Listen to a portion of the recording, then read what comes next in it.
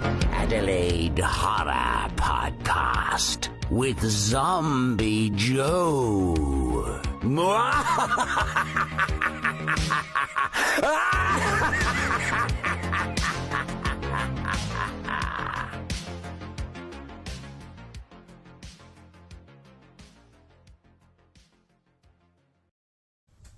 Hi, and welcome to the Adelaide Horror Podcast. It's your host, Zombie Joe. Tonight's episode is number 38. It's a continuation of the international horror series, so I'm looking at South American horror. So tonight I picked When Evil Lurks from Argentina, 2023. And also as a horrible mention, Terrified 2017. Both of these movies are written and directed by Damien Rugner. When Evil Lurks kind of jumped out at me, and to be honest, when I first saw it, I didn't realise it was another film by Damien. I had seen Terrified quite some time back, but I didn't connect the dots on who this guy was because there was such a gap between the two movies. I kind of forgot.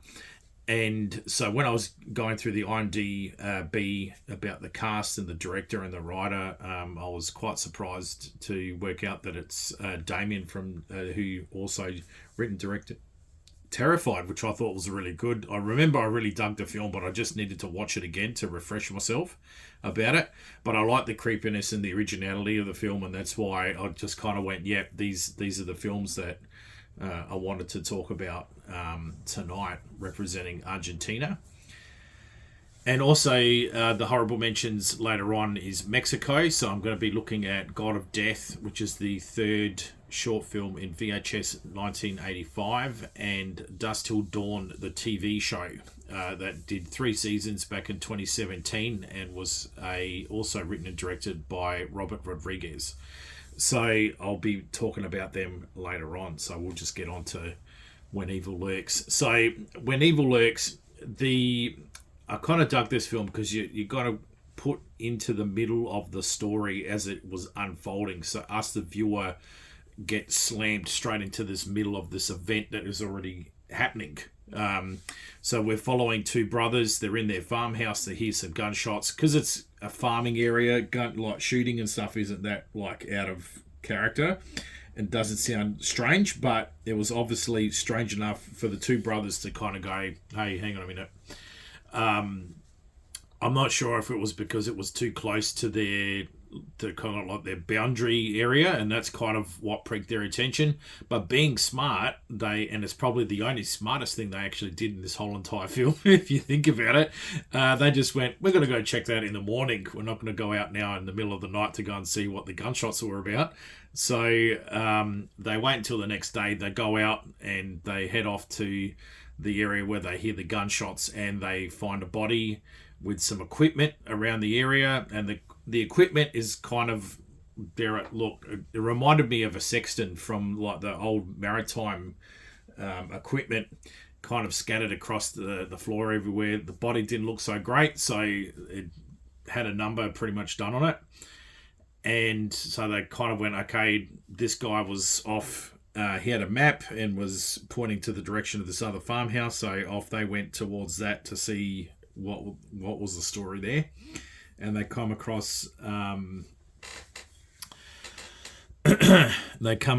Maria, and so the two brothers. Now I've gone charging ahead here and realised I haven't explained who the two brothers and their names are. So clap, Joe.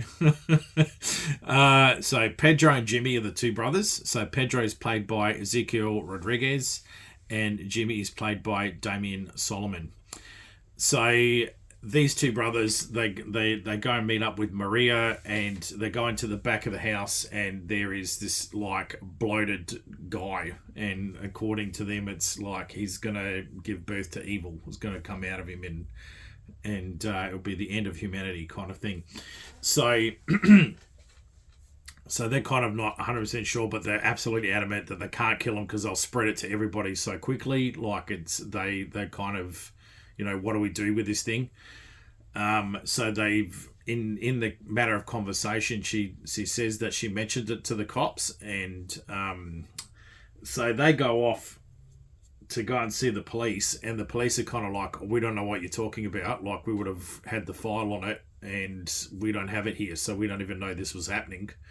kind of thing. So they go back to the farmhouse. There's another farmer that they meet up with as well, and they have a discussion about what they're going to do. In this discussion, you then learn that the church and religious figures and priests and all that aren't around anymore, like because of this evil that's now occurring.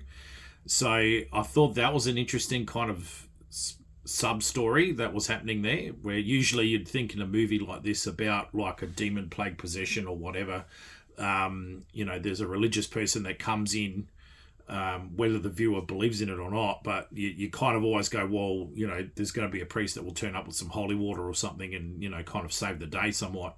And that wasn't the case in this one. And I really like where Damien went with this, because you take out the actual rescue element of this thing. So, the priest doesn't come in right at the end of the film with the holy water and does an exorcism and saves everybody. Like, that won't happen now. So it's kind of like humanity's left on its own to deal with this shitstorm without any kind of spiritual help from anywhere. So I kind of thought that was an interesting way that they would have gone about this. So and it proves how Damien thinks too, because he was thinking exactly like this when he was in Terrified. There was some elements in Terrified that reflected this, and I kind of really dug how Damien kind of thinks outside the square with this movie, and it just doesn't become another demon possession or a demon possession plague film like every other one from Western cinema. So that was I really dug that.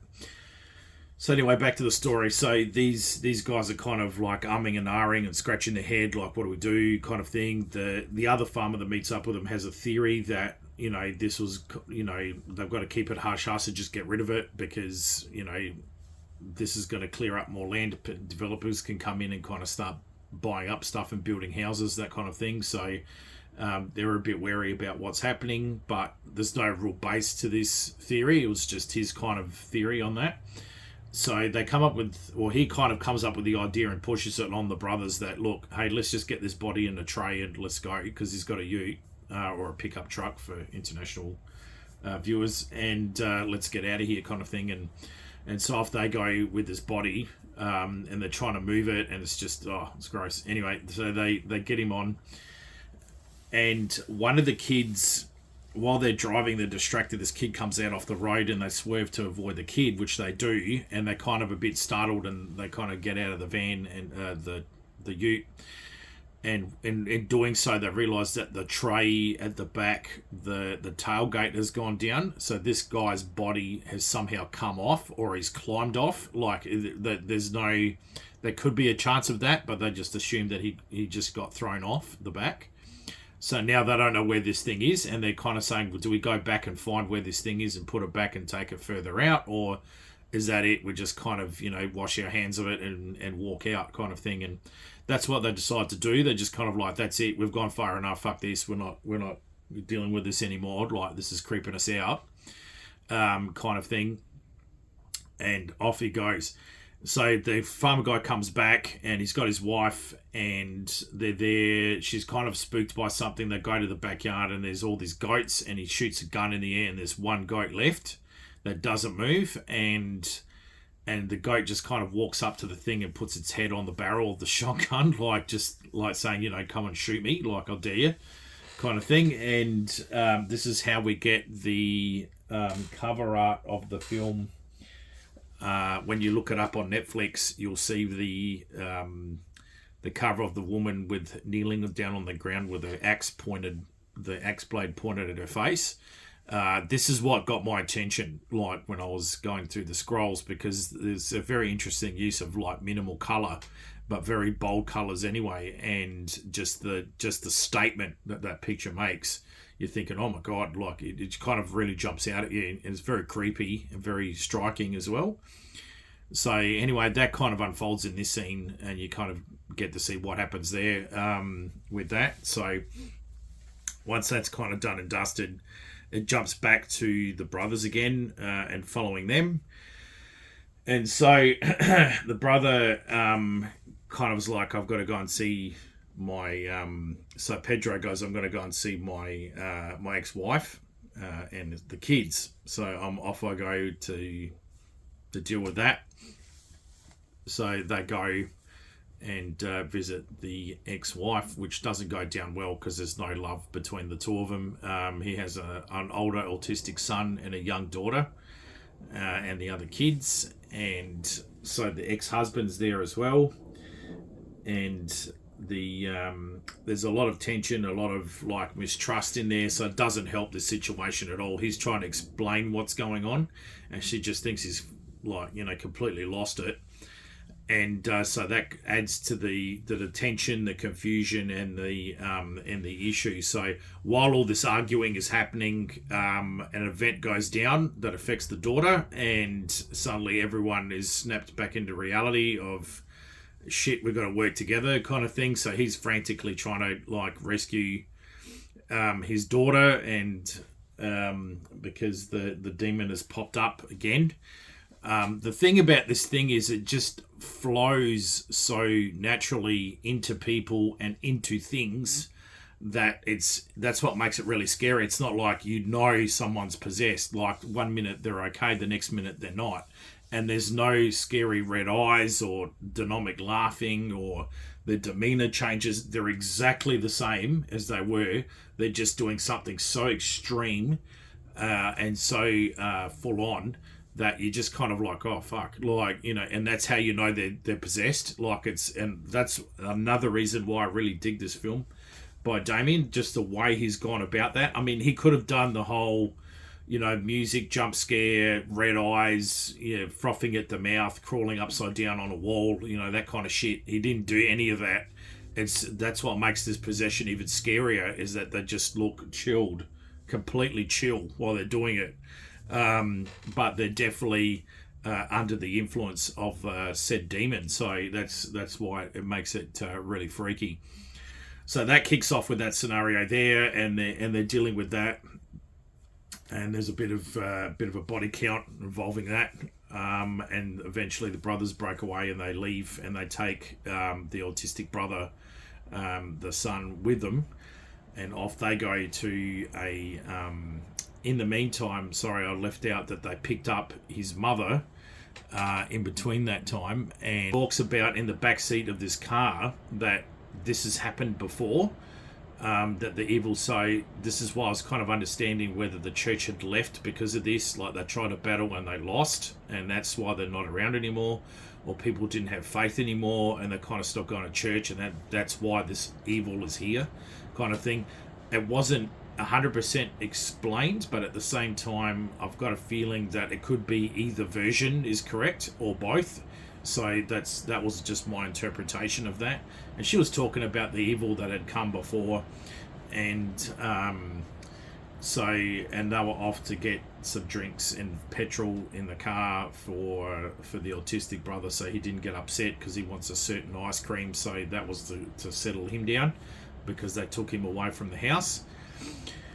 So while they're away, they get a phone call from somebody that isn't really around anymore, and to just kind of really torment Pedro even further. The level of the extent that this demon goes to torment someone is pretty full on. And so anyway, they go to one of the mediums or psychic person around this area. She was also used to be one of the priests, but confessed that she was actually a fraud. She was a fraud pastor and of the church, and kind of ripped everyone off and took all their money, and was basically a con artist. And so she's saying it's kind of like she feels she's feeling sorry about what she did, and understanding that now because of all this is happening, she's going, I kind of feel responsible for all this occurring, kind of thing. So and the younger brother Jimmy had a relationship with her when he was younger, so that was mentioned as well. But she is the kind of fountain of knowledge, info dump person in this film, so you kind of then get a bit of relief. About 30-40 minutes into this movie, it starts to get explained to you like exactly what they're dealing with, because initially up until this point, like I said at the start of the show, you're kind of, as the audience, put into a flowing story that's already unfolded, and you're kind of joining mid story, and you're just following the back of two brothers, like trying to work out what's going on because they heard a noise. That's pretty much how it starts. So it's good that by Sylvia Sabater, so Sabater. So she kind of is a bit of the knowledge, kind of knows what's going on, kind of understands what this thing is and what they have to do to defeat it. And so they spend the night at her place, and they start to, what the evil starts to catch up with them. So they actually come to the house, and they've got the kids like this. It's hard to explain without spoiling it either. So I'm just kind of being a bit cautious about how I explain this one, how it unfolds. And so there's a bit of a showdown that happens at this house, and so that's the thing. In the middle of this showdown, the Merthyr kind of explains that when the demon jumps, because it jumps to so many people, it's obviously jumped into the autistic kid, and then there's an issue because the demon can't understand like what's going on with the mental pattern of with someone with autism as opposed to someone who does not have autism. So the demon, I found this really interesting, that it struggled to control the body because the body just wouldn't let it like take over, and so the autism was actually keeping the possession at bay, which I thought was a really interesting angle on this one. The kid still becomes somewhat possessed, but the demon has a way harder time controlling the body completely to do what it wants, because the autism is flicking and switching over instead. So and Martha goes, yeah, we'd noticed that the demon just will avoid like autistic or disabled people on purpose, which I thought was interesting, kind of an angle to explain this, and done in a respectful way, and I thought that was really good. But still at the same time created that interesting angle to the film without being disrespectful. So and I appreciated that. I thought that was really well done. So back onto the so at this point here, they finally caught up with what's been going on. There's a bit of a showdown at the school where they've located where this fat body has gone. So I'm still not sure, and there's kids there. So one of the kids I recognized from the bike. So I'm not sure whether the kid with the bike created the distraction while the other kids took the body away. This is my understanding about how this body would have gone. So really, the body actually didn't fall out of the ute. It was actually just taken away by the other kids, which I was thinking like, wow, that's like 3 grown men struggled to carry this body, but at the same time, these kids were kind of possessed as well. So it just shows you, superhuman strength. There's a possibility that a group of kids could have carried this body away, with the supernatural strength to do what it did. So that kind of made sense to me, because once I saw that kid again, I thought, here's the kid that's deliberately made them stop this van. So I think that's what's kind of gone down there. And then you actually see the equipment that the farmers had found that was all in pieces on the floor was now all assembled. So that was all assembled and ready to go. So this was all being set up in this school hall. And they were trying to work out what's certain things are. They were trying to find something, and that's when they discovered all the bodies of the kids' parents and at the school, and why they're staying at the school, and they're all surrounding this guy and ready for this birth of this evil to occur. And because it's a male, of course, it's going to come out through his stomach, really. So they're referring to it as just a birth figuratively. And so that's kind of where it all kind of kicks off from there. It's an interesting one, this movie, because you just see Jimmy and Pedro, and you kind of feel for them. The main character, you're kind of stuck with them most of the entire film, so you've just got no choice but to kind of either go with the flow or root for them and then hope that they kind of survive. But the thing that was really interesting with this character, you didn't hate him, but you were extremely frustrated with this guy because he just continually made the wrong choices through this whole entire film. And look, to give the guy credit, it's a pretty fucked situation, and you're probably trying to do the best you can, or you're trying to make the best decisions what you think is good, but it's an actual shit show. Like, and it just gets worse and worse. And that's how this story kind of unfolds to the point, and that's how you get to the end of the film and the final kind of showdown and scenario that eventuates from it, which I can't talk about because I'm just going to spoil the whole entire thing. So, but a definite recommend for me, 9 out of 10. First time horror, yeah, look, it's gory to some extent, but not over the top gory. So you could have someone that hasn't watched a horror film before sit with you and go through this. That shouldn't really be an issue. But again, like I always say, gauge the person you're with and see how they feel about it. It's available to watch on Prime Video, so go in and check it out there. I think it's an Argentinian movie. It was filmed in Buenos Aires. The language is Argentinian. And like I said, written and directed by Damien, who has also got another soap project that I want to check out, 2022, Satanic Hispanic, which I want to check out as well. It goes for 1 hour and 30 minutes, which is just beautiful, because with that 30-minute, 40-minute mark, like I said, you're kind of following what's going on, and then this other character comes in and explains what's kind of going on with this mini info dump. So the only downside that to is if you struggle with subtitled movies, you're probably sitting watching this film a few times in order to really understand everything that they're trying to say. But yeah, if you enjoy subtitled films, international movies, you're going to really dig this one. The creepiness, the atmosphere, the music. There's no bullshit jump scares in this one here, which is really, really good. Like, the whole thing is done so well. And yeah, that's why it's got my vote for the South American pick for sure. So that was when Evil Lurks 2023. So I'm going to go down to the horrible mentions now. So we've got 3 horrible mentions. So I'm just going to kind of fly through these a bit and skim over it, so I'm not waffling too much. But enough to encourage you to definitely go and see these films. Terrified 2027, also written and directed by Damien Regner. It goes for an hour and a half. Definitely a 9 out of 10 as well. First time horror film, absolutely. I dug this. I thought it was pretty good. It's not gory, but there's enough creepiness in there. Not really jump scare-ish, but there is some, well placed tension moments that are kind of a little bit jump scare-ish, but not the ones that you'd get in a Hollywood movie. So definitely in Argentinian, so it comes with subtitles. Yeah, so basically in this story here, it starts off with a married couple.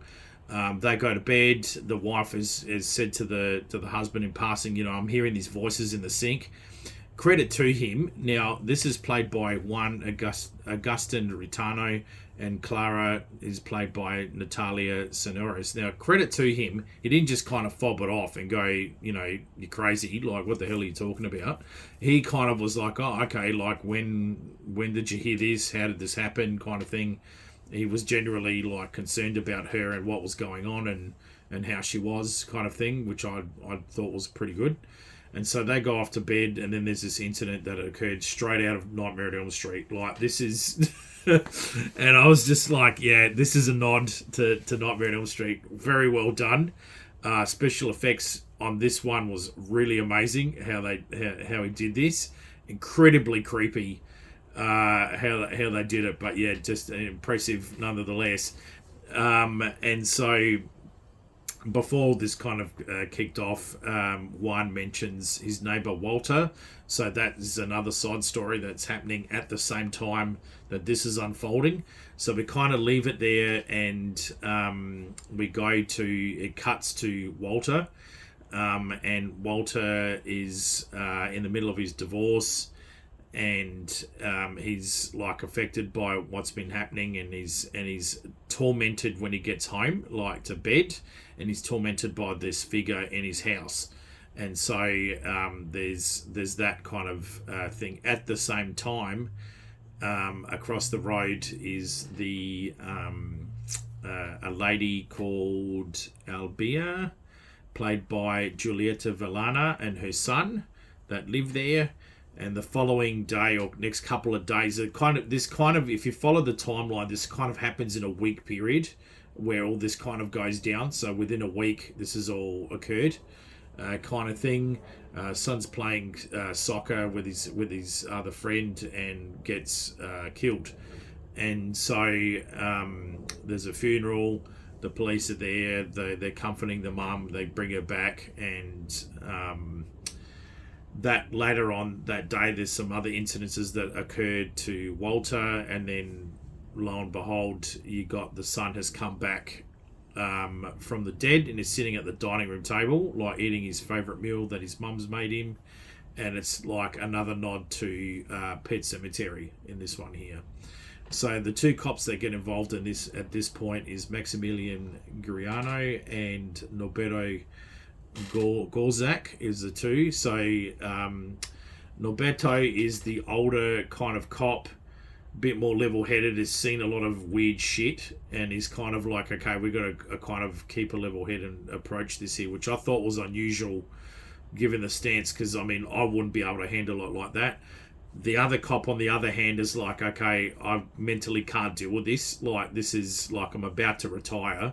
I've seen enough shit, and this is going to send me over the edge. So he's like really hanging in there, trying to work with his with the partner.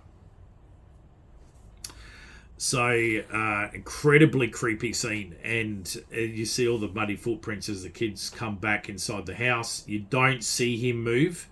You like, and he moves when the camera's not on him, and it's just, and it changes, like, and it's just, that adds that certain really intense creepiness to the whole entire scene, and that's why I thought it was really well done how they did that. Again, there was no stupid music played with this, or no stupid jump scares or anything like that. It was done so well. So credit massively to Damien, like providing that huge amount of creepiness without doing the tacky Western Hollywood shit that they do now with the jump scares and all that. And that's what made this movie not terrifying but creepy at the same time. So then it kind of jumps back, and we go back to one who's now in a mental hospital, and he's visited by three people. Mora is the psychic. Her real name is Elvira Oneto. That is the coolest fucking name. Like, I was just like, wow, props to you, love. Like, you deserve to be in a horror movie with the name called Elvira. Like, that is sensational. Clap to the parents on that one. And so she has got a team of two other gentlemen that are with her. Unfortunately, IMDb, I tried to look up who they were. They can't show me their face. So I've got a list of names, but I don't know who is what. So I can't provide them their details. But they're a part of the psychic team. So they listened to one story, and it's kind of a like relief for him, because they said, look, your story isn't uncommon. This has happened around the world, and it's recently happened in the United States. So it's kind of jumped to South America now, where this portal has opened up and all these people are getting tormented by this figure. So they go off. The scene changes. They go off to investigate what is going down. So these guys split up between one's actual house where his wife was killed. They set up in there. One sets up in Walter's house where there was element of activity going on in his house. And then the other one sets up in Albia's house with the deceased son and the cops. And the cops are kind of hovering around or going house to house and setting up and helping where they can in the background, and dealing with their own torment as well. So, and the movie kind of unfolds from there, and the kind of shit hits the fan, and it all kind of comes to a boiler point. So that's pretty much where I have to go with that without spoiling the rest of the film. So it's a definite recommend. If you haven't checked this out, you're in for a treat with this one. So yeah, 2017, Terrified, definite recommend for me, 9 out of 10. Check it out as well. And again, another genius film from Damien. So I'm very keen to see Damien's movie from 2020, which is Satanic Hispanics. In that, the cross reference to that movie, God of Death, is the third film in the VHS 85 in that series. It's directed by Gigi Guerrero, and she also did a segment story in Satanic Hispanics as well. She also does a cool thing where she's a cameo in the movie in God of Death, and she plays Gabriela Maldonado, the street reporter who's reporting about the modern buildings that are being built on top of the old ancient buildings that originally stood here. So there's your kind of hint where this is going with that one. Dia de los Muertos is the Spanish or the Mexican translation of God of Death. And so what we do here is we've got a 20-minute movie. Now the timestamp for that is this movie will start at the 21-minute mark and finish at the 42 and 26-second mark. So about 21 minutes. So you can see this movie on Shudder. Definitely recommend, and it just packs a punch for this short movie. It is so potent, and I really hope that Gigi kind of gets the idea to make this a feature film, because this needs to be a feature film. It was so good. I was really impressed with it. So what we do is that we follow the cameraman as we would, because it's VHS. It's all about POV, and you're watching it from the perspective of the person holding the camera. It's 1985, so of course they're holding a very old school camcorder. And so he's shooting the news when the actual Mexican 1985 earthquake occurs and pretty much decimates the news area, and he is the only survivor. And he comes to, his camera is still operating, so that's the only way that us, the viewer, can see what is going on.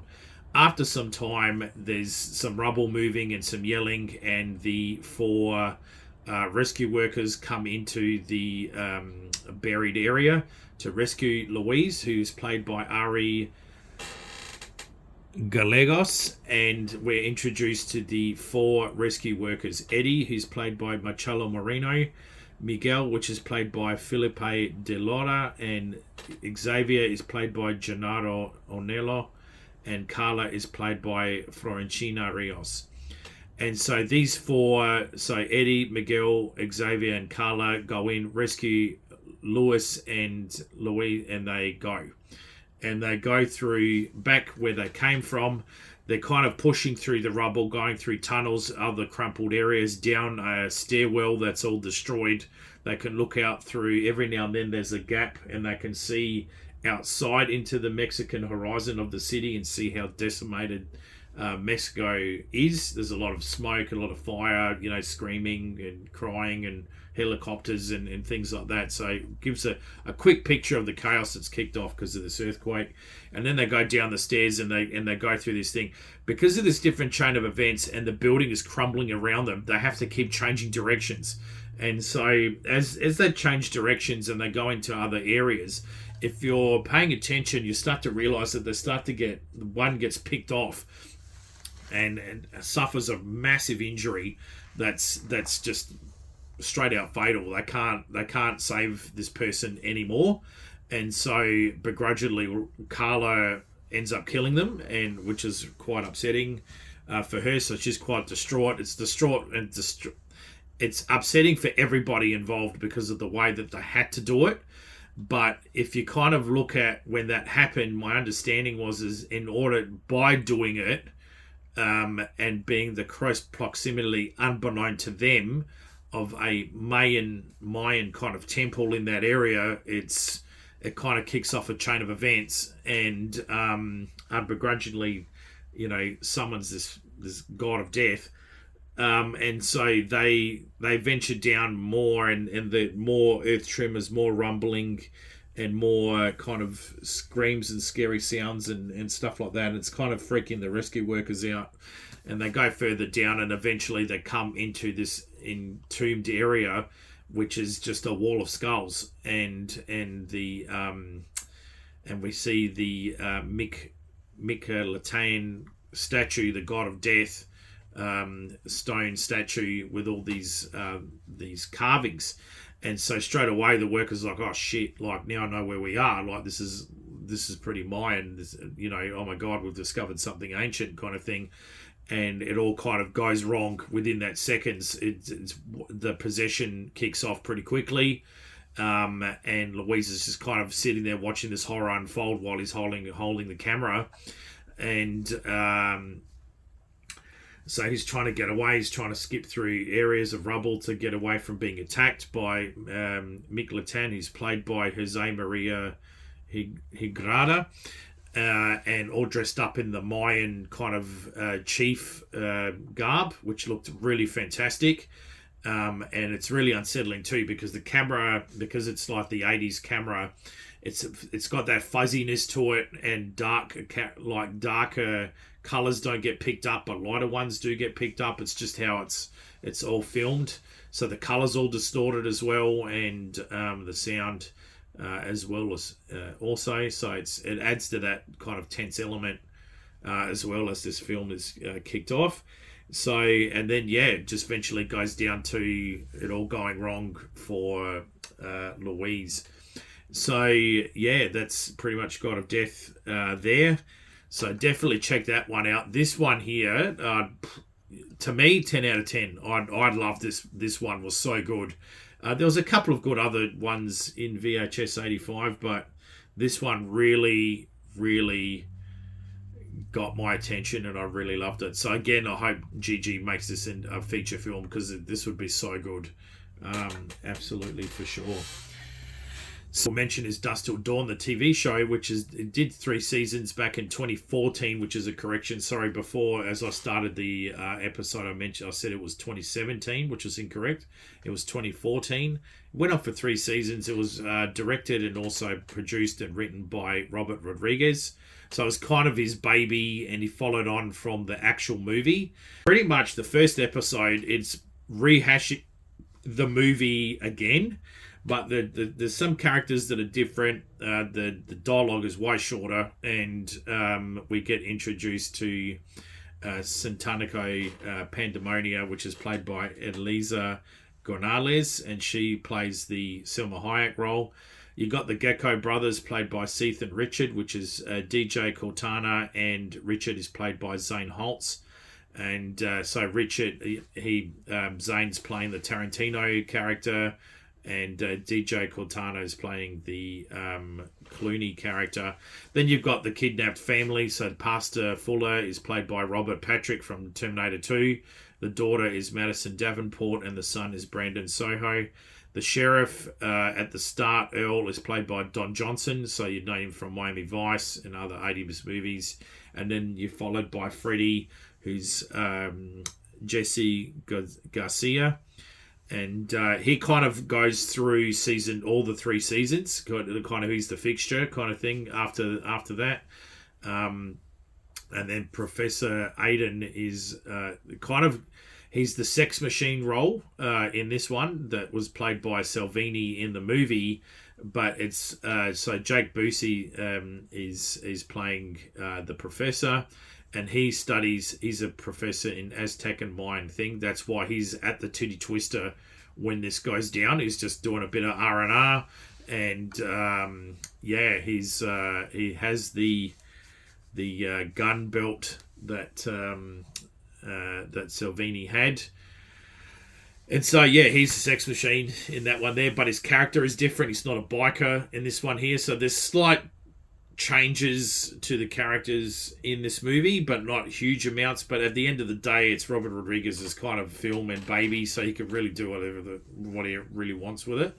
So it was still enjoyable to watch episode 1 of season 1, even though you have seen Dusk Till Dawn, you'll happily sit through this one again and see the different version of Dusk Till Dawn, but it's still got the same elements to it. So, and then it's just the Aztec, the Mayan element gets massively explained over the 3 seasons. It was available on Netflix. It's now been shit canned. So the only way you can really get it now is if you buy it online or you download it on a torrent site. So that's really kind of the 2 choices, which is a bit of a bummer. But what I remember is it's just like the 3 seasons. It heavily talks about the Chupacabra, which is a massive element in this one here. So they're kind of vampires per se, but more snake-like. They have retractable snake fangs that come out. And some of the characters are more stronger, so they've got more reptilian skin kind of comes out when they transform, kind of thing. And it just follows these characters. And each season kind of introduces you to a new bad kind of version. So it's kind of like if Dusk Till Dawn and Buffy and Supernatural kind of got together and had this TV show. So that's kind of what it is. It's not a creature a week feature. It's more like a creature a season.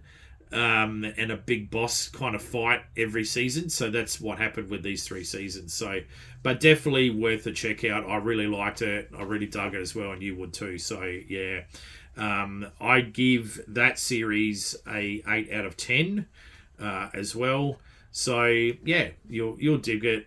First time horror, absolutely. This was, like I said, it's like Supernatural and Buffy. I mean, even though there was episodes that were really scary, you can definitely, this is a first time viewer, you can have someone that's not a horror fan sit with you and watch this. They'll probably be actually interested in it because they talk about how it all kind of kicks off. It's got Fez from That 70s Show. He plays one of the vampires, and his backstory was he was a conquistador that landed in the 1400s and got bitten in a Aztec, in a Mayan temple, which I thought was really cool, and that's how he became a character. So just interesting things like that, and just all these characters that you get, which was really cool. So I dug that, and you will too. So not real massive spoilers, because I mean, I can't even remember, but I know it ended well.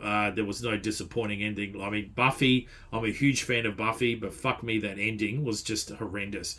And I have been really kind of once bitten, twice shy about a lot of TV shows after that and how they've ended the series. I've really started to notice people just can't end a series anymore. They just don't know how to do it. And it's always awkward how they end a series, and they always leave it open, and it's just really... Anyway, enough of that. So, all good. So, yeah, they're my 3 horrible mentions. Definitely go check it out. So, let's just do a quick rehash. When Evil Lurks, 2013. Terrified, 2017. God of Death from the VHS series, 2023. And Dusk Till Dawn, the 3 seasons, 2024. So, that's my South American episode for this evening. I hope you enjoyed it. Now I'm going to do a bit of crypt keeping. So apologies for the late delivery of this episode. The timing between the last episode and this one has been utterly horrendous. My laptop has completely shit itself. So there goes Audacity straight out the door for that one. So I've had to rely on filming it on the phone. I can't record at the front of our house where I was before, hence why there's no me this episode. It's just all pictures, and I've had to do a still shot of my background because it is so loud out there now that it picks up every single noise and plane and ambo and hoon imaginable.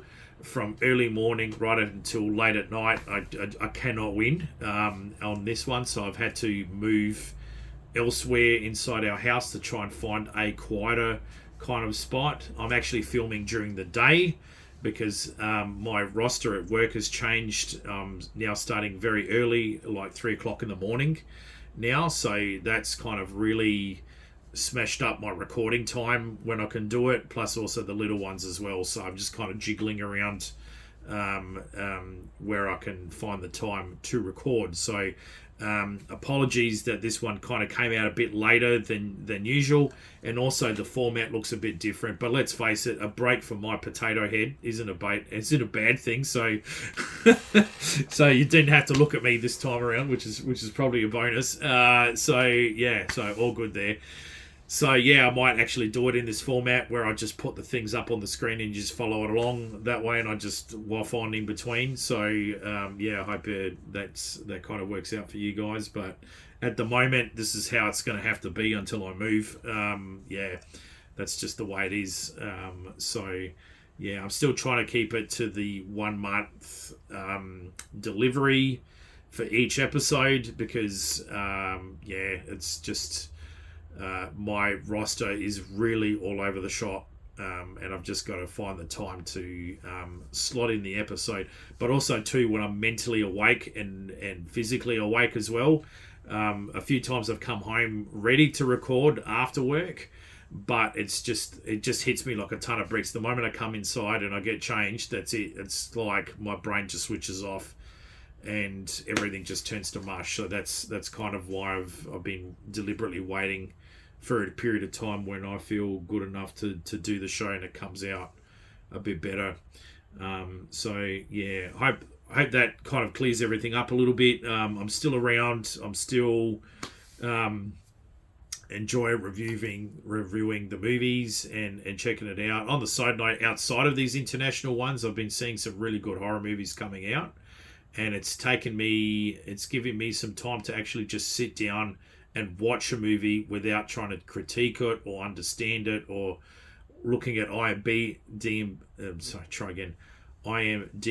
while looking at it. It's just the pure enjoyment of sitting down, having some popcorn, and just turning my brain off and enjoying the movie. But some really good new horror films that are coming out that I'm pretty excited about, and I'll be reviewing them later on down the track, so no rush for that. But yeah, I'm pretty stoked. It's the horrors kind of coming back in now. The writers and directors are back in full swing, so it's looking good. So yeah, awesome. So anyway, thank you very much. I hope you enjoyed this episode. Write in the comments if you've checked out these movies before. If you want to know a bit more information about it, I'll be happy to tell you or help you out with anything about these movies. Thanks for the comments, asking how everything's been going. Thank you. All good. Just trying to time manage with a crazy roster. That's all. So all good. So thanks very much. Stay scary, and I'll see you in the crypt. Adelaide Horror Podcast with Zombie Joe.